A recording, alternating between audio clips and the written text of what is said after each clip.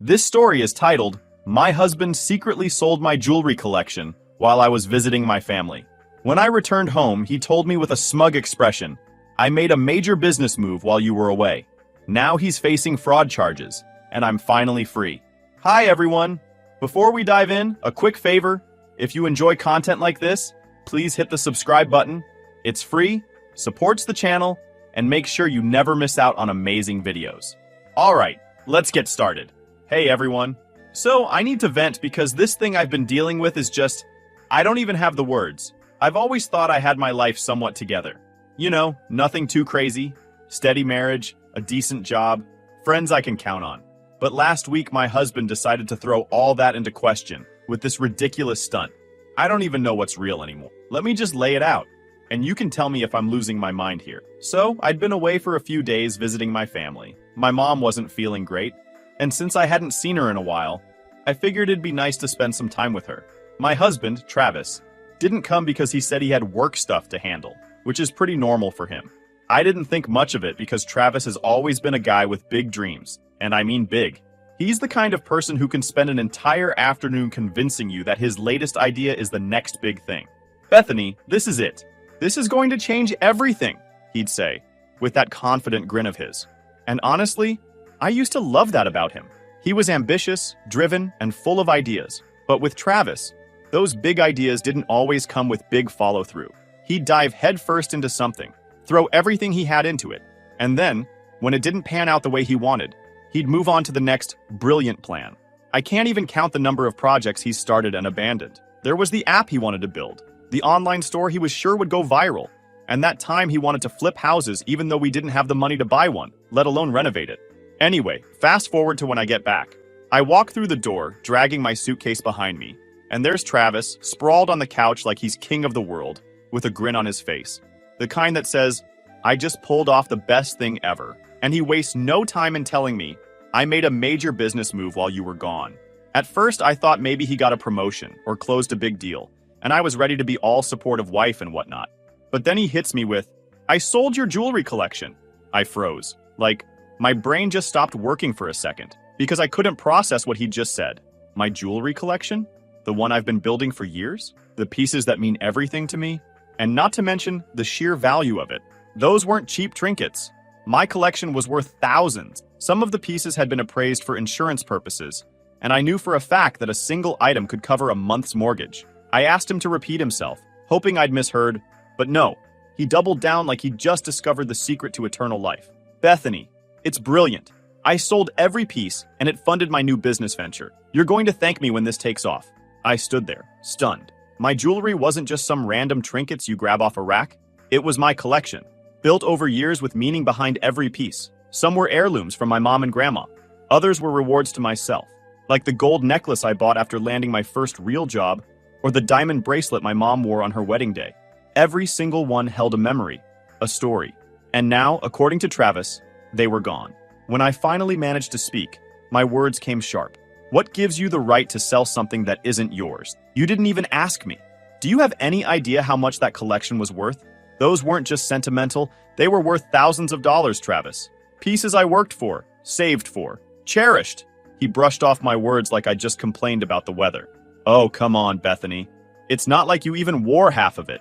It was just sitting there collecting dust. Now it's actually doing something productive. I couldn't believe what I was hearing. Travis, that wasn't your call to make. That collection was mine. You had no right to touch it, let alone sell it. I demanded. Where is it, Travis? Who did you sell it to? Tell me right now. My voice shook as I struggled to keep from screaming, but he didn't even look up from his phone. It's gone, Bethany. Sold. Why do you even care so much? It's not like it was doing anything useful sitting in a drawer. That was it. Useful? You think you've done something noble here? I snapped. You've stolen from me, Travis. This isn't just about some jewelry. It's about trust. How could you do this and think I wouldn't care? He finally looked at me, but not with remorse. Instead, there was that infuriating smugness, like he was still convinced he'd done the right thing. Bethany, this is bigger than your attachment to shiny objects. I used them to create an opportunity, one that benefits both of us. You're unbelievable, I spat. You stole from me, and now you're trying to justify it. I'm not asking for an explanation, Travis. I'm demanding the truth. Where is my jewelry? But he just stood there, unmoved. It doesn't matter where it is. It's gone. You don't need to know the details. What matters is what I'm building. His refusal to answer made my stomach twist. The audacity. The arrogance. It was like I was staring at a stranger. You don't get to decide what matters, Travis, I said, my voice colder now. You don't get to take what isn't yours and hide behind excuses. I will find out where my jewelry is, and you will be held accountable. And with that, I walked out of the room, leaving him with his delusion. But one thing was clear. I wasn't letting this go. That night, I couldn't sleep. I just kept staring at the empty spot in my dresser where my jewelry box used to be. I wanted to scream, cry, and destroy the house, all at the same time. But then, I remembered something. A few months ago, there had been a string of burglaries in our neighborhood, and I'd gotten paranoid about my valuables. I'd bought these little tracking devices online, tiny things that you could hide in jewelry clasps or on the back of a pendant. At the time, it felt like overkill, but now it felt like a stroke of genius. I got out of bed and grabbed my phone, opening the app that came with the trackers. I wasn't expecting much. I figured the devices might be dead or out of range by now. But when the screen loaded, I was totally shocked. There they were, little red dots on a map, showing the exact locations of my pieces. One of the dots was at a consignment shop downtown. Another had already made its way to some industrial warehouse across the city. One was moving, like actively changing locations as I watched. I had that satisfaction. Travis thought he'd gotten away with this, but he had no idea what I'd done. I spent the rest of the night scrolling through the app, watching as my jewelry traveled from place to place. Each piece felt like a breadcrumb leading me to the truth. By the time the sun came up, I knew one thing for sure. I wasn't going to let Travis get away with this. But I also knew I couldn't just blow up on him without a plan. He's the kind of person who talks circles around you until you start questioning your own sanity. If I was going to confront him, I needed to have all my ducks in a row. So I called my best friend, Jessica. She's the kind of person who doesn't sugarcoat anything, and I needed someone to give it to me straight. Bethany, Jessica said, this guy's got more red flags than a theme park. I'm telling you, the cops aren't going to stop at the jewelry. They're going to dig up everything. I just felt both validated and overwhelmed. Do you really think I need to involve the cops, though? I mean, it's not like he robbed a bank. He's just Travis. Jessica shot me a look. Girl, stop. He didn't just sell some random junk from the garage. He stole your jewelry, your heirlooms, and he did it behind your back. That's not a mistake. That's a calculated move. And I guarantee you it's only the tip of the iceberg. I knew she was right.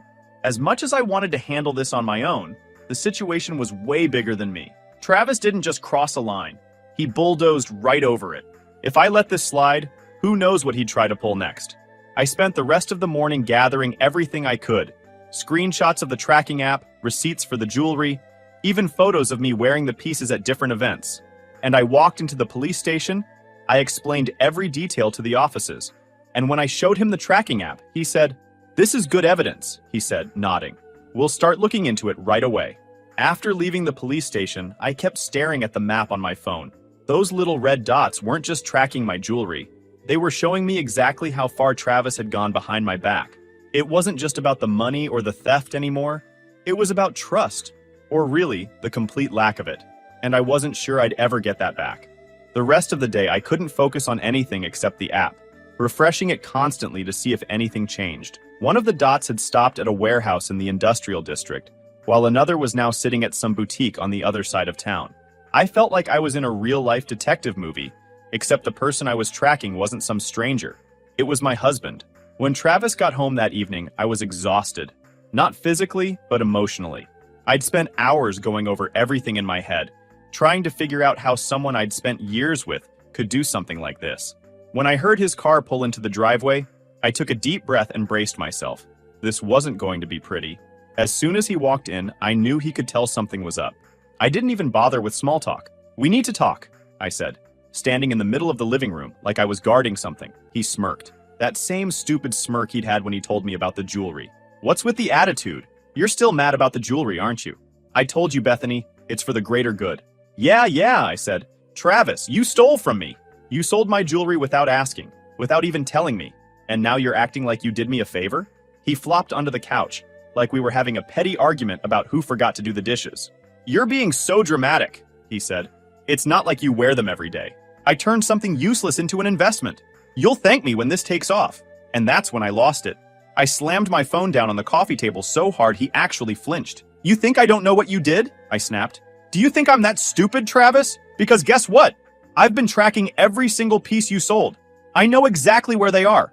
His face went pale for a split second, but then he tried to cover it up with a laugh. Tracking? What are you even talking about? I leaned in closer. You didn't know, did you?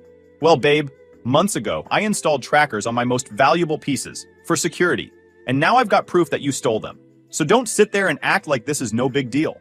For the first time, Travis looked genuinely nervous. His hands fidgeted, and he avoided eye contact. Bethany, listen. He shifted completely. I didn't mean for it to go this far. No. I cut him off. Don't you dare try to spin this. You knew exactly what you were doing. You didn't care about me or how much those pieces meant to me. You only cared about your stupid business empire. He stood up then, trying to tower over me like that would somehow make me back down. I did this for us, he said, his voice rising. I'm building something that's going to benefit both of us in the long run. Why can't you see that? Because it's not about us, Travis, I shouted back. It's never been about us. It's always about you. Your ambitions, your plans, your needs. And now you've crossed a line you can't uncross. We stared at each other in silence for a moment. I could see the wheels turning in his head as he tried to figure out his next move. Finally, he sighed and said, Fine. If you want your stupid jewelry back, I'll figure it out. But you need to stop acting like I committed some crime. Oh, I'm sorry, Travis, I shot back. Selling someone's belongings without their consent isn't a crime now? Maybe you should tell that to the police since they're already investigating. That got him off guard. You went to the cops? He asked. Of course I did, I said. What did you think was going to happen? That I'd just sit here and let you get away with it? He looked mad, and for a moment, I thought he might yell. But instead, he just shook his head and muttered, You're making a huge mistake, Bethany. If you think this is going to end well for you, you've got another thing coming. I didn't respond. I was too angry, too hurt, and honestly, too tired to argue anymore. I just turned and walked away, leaving him standing in the living room with whatever thoughts were running through his head. That night, I locked myself in the bedroom and started going through the photos and receipts I'd gathered earlier. I wanted to make sure I had everything in order, just in case Travis tried to pull something.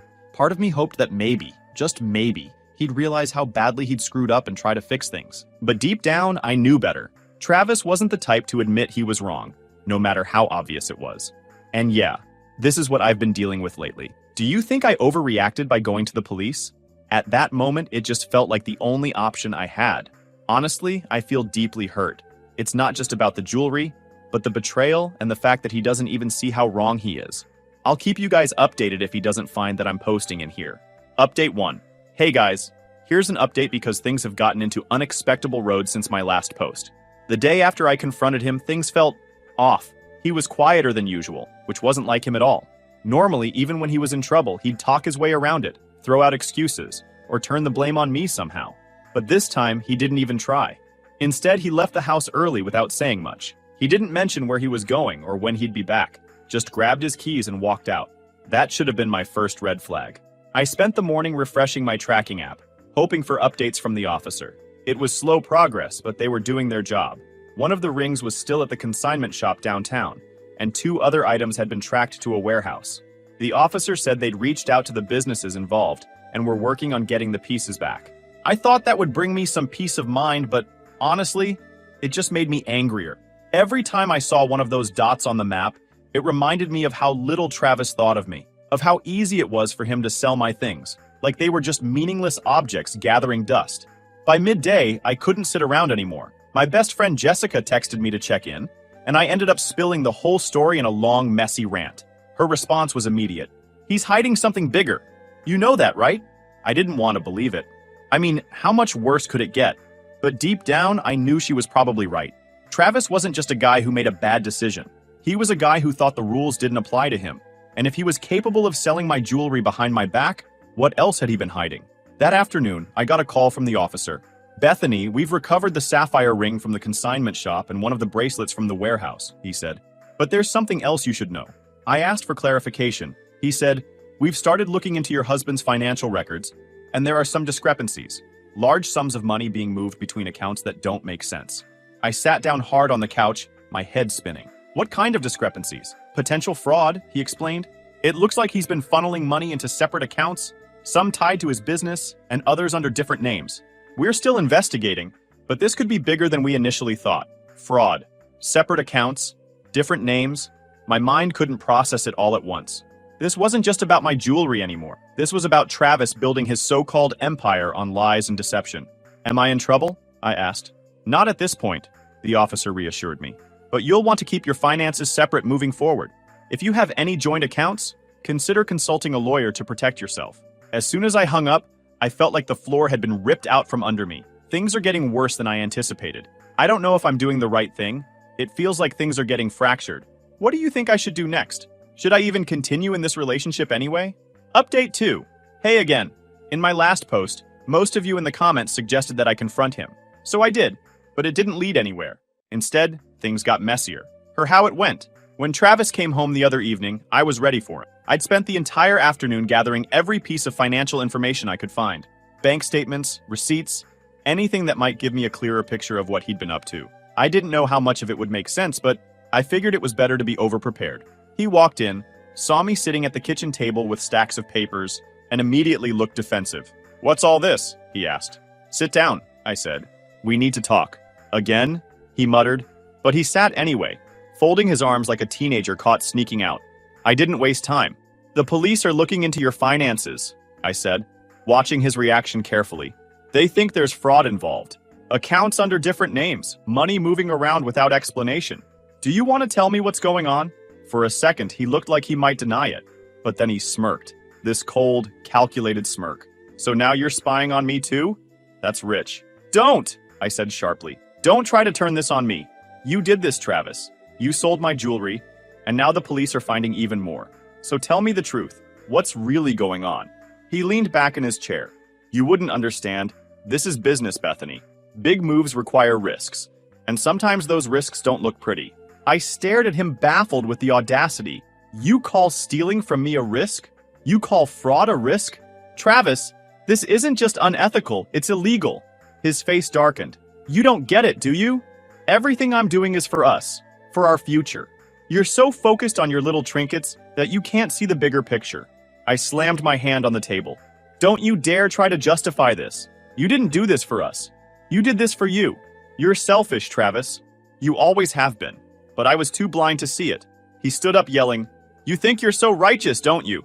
Going to the cops, digging through my business. You're sabotaging everything I've built. Built on lies, I shot back. If you think I'm just going to sit here and let you ruin everything, you're wrong. I'm not the naive little wife you think I am. At that moment, I saw a flicker of something in his eyes. Fear, maybe, or realization. But it was gone as quickly as it came. He stormed out of the room, slamming the door behind him. That night, I called Jessica and told her everything. The fraud, the confrontation, the fact that Travis seemed more angry than remorseful. What do I do? I asked her. She said firmly, First, get a lawyer. This is bigger than just getting your jewelry back, Bethany. You need to protect yourself, financially and legally. I hated that she was right, and that this was where my marriage had ended up. But I couldn't ignore the reality anymore. Travis wasn't just reckless, he was dangerous. And if I didn't take action, I'd be the one left cleaning up his mess. The next morning, I made an appointment with a lawyer Jessica recommended. As I sat in her office explaining everything she said, You're doing the right thing, she said. We'll start by securing your personal assets and filing for separation. The sooner you distance yourself financially, the better. After that meeting with the lawyer, I knew I'd taken the first real step toward reclaiming my life. For so long, I'd let Travis make decisions, bulldoze over my boundaries, and justify his selfishness under the guise of ambition. But this time, I was done playing along. I was going to fight for myself, something I should have done a long time ago. When I got home, I opened my laptop and started going through every financial document I could find. Bank statements, credit card bills, even old receipts. I was determined to untangle myself from whatever web Travis had spun. I didn't trust him anymore, not with my things, not with my money, and definitely not with my future. I spent hours combing through everything, making a list of all our joint accounts and anything with his name attached to it. It was overwhelming, to say the least. There were charges I didn't recognize, transfers that didn't make sense, and entire accounts I didn't even know existed. By the time I was done, it was late, but Travis still wasn't home. I wasn't surprised. After our fight the night before, he'd been avoiding me like the plague. I wasn't complaining. I needed the space to figure out my next move. The next morning, I scheduled a bank appointment to separate my finances from Travis's, knowing I had to act quickly to protect myself. At the bank, I requested to remove my name from joint accounts and secure my personal assets, despite feeling out of my depth. The clerk explained they'd need documentation of my lawyer's separation filing to freeze the joint accounts and protect my funds. Though the idea of freezing accounts made me nervous about Travis's reaction, I reminded myself this was about safeguarding my future. As I left the bank, I got a text from Jessica asking, "How's it going? Any updates?"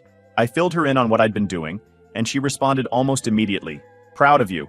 This isn't easy, but you're handling it like a boss." Her words gave me a small boost of confidence. It wasn't much, but it was enough to keep me going. That's it for today's update. I'm honestly grateful for Jessica standing by my side since I can't tell my parents about all this, because they will only get worried and not help much. I'm mostly worried about my jewelry, because after all this, I want at least to get my jewelry back. Don't you think? Update 3. Okay guys, guess what? I got some news about my jewelry. Do you remember the last call with Jess? Well, later that day after I posted that update, I got another call from the officer handling the case. "Bethany, we've recovered more items from your collection," he said.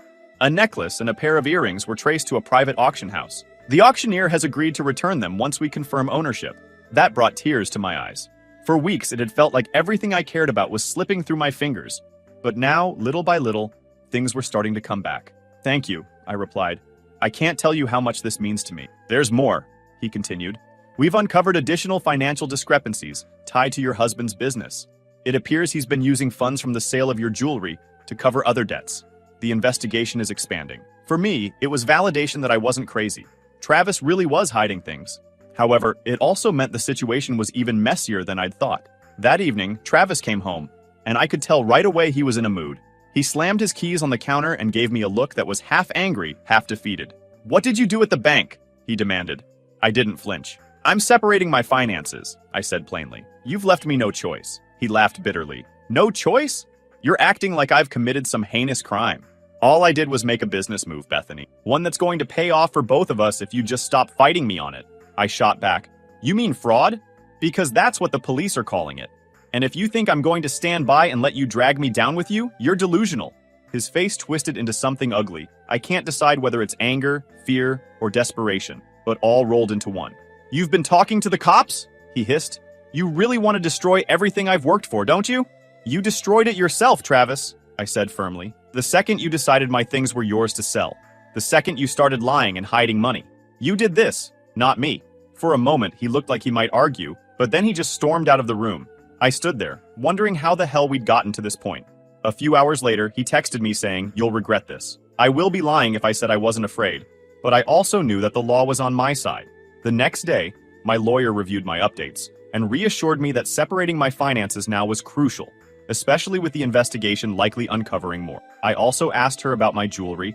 She confirmed it could likely be recovered if still traceable. That seemed like I wasn't just taking control of my finances or my possessions, I was taking control of my future. Travis had spent years convincing me that his dreams were my dreams, that his success was our success. But now I was starting to see things clearly for the first time.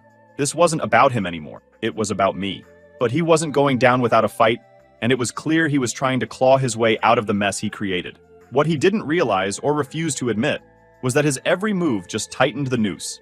One morning, I woke up to a notification from the bank. Travis had tried to access one of the accounts I'd separated. His attempt was flagged and blocked, thanks to the safeguards my lawyer had helped me put in place. It was a petty move, but it showed me just how desperate he was becoming. The next day, I decided to get ahead of whatever Travis was planning. Since he sent me that, "You'll regret this" text, I went to the bank to triple-check my accounts and confirm he couldn't access anything. The banker reassured me that everything was secure, but I couldn't shake the paranoia. Travis had always been good at finding ways to manipulate a situation to his advantage. That evening, my lawyer called with an update. "The DA's office is filing formal charges against Travis for fraud, theft, and tax evasion," she said.